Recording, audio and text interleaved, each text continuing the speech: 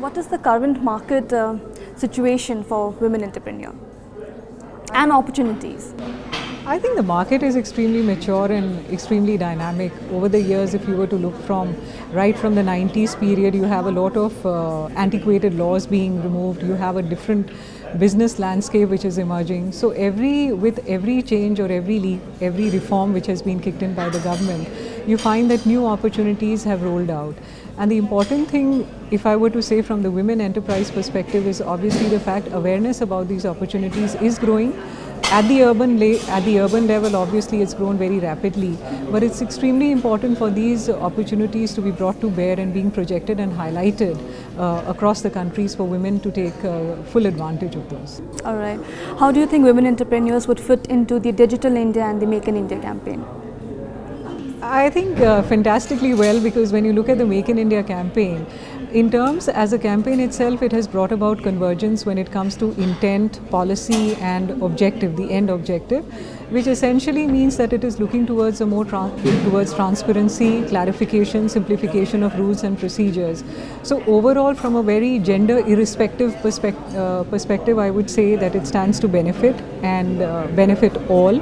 But at the same time, women obviously, it obviously would lead to better awareness of the play field as far as women are concerned.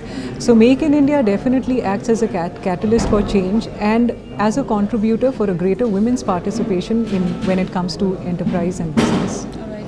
If you are to name 3 challenges the startups are facing, women startups. I think one has been the cost factor. Because when you talk about a business, obviously one looks at models which are scalable, they shouldn't be too complex, but for people even with a lot of aspirations and potential, the essential challenge or the changing factor, the determinant is really the ability to hang in.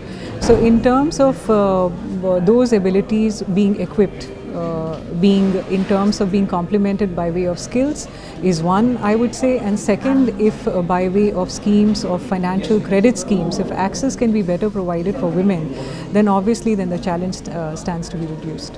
What's your expectation from government?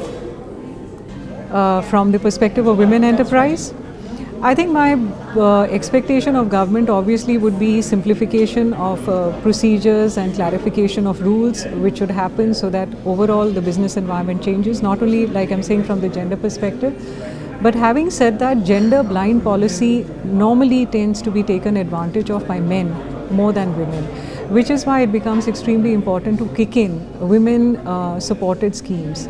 So whilst there are almost 30 to 40 different schemes, one has heard also during the conference, that most of these tend to be underutilized or people are not aware of. So my 2 expectations obviously from the government would be to make the play field far more, to create an awareness about the play field, because the government presently today is attaching a lot of importance and giving priority to innovation, incubation of entrepreneurship, even to VC funding. But all of these, awareness itself is the first step to change. So I think there needs to be a better awareness of this ecosystem which should be brought forth to the women. And second obviously would be to encourage and vastly highlight these special schemes which are available across the country for women.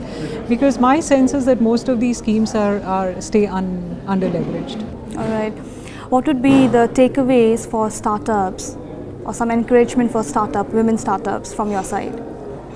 I think one, I would definitely say that the world belongs to you, given especially the fact that internet today is a low cost and a high impact medium. So one is for startups, it becomes definitely easier, more scalable to be able to research information, to be better equipped, both in terms of information and in terms of the potential which their startup obviously holds.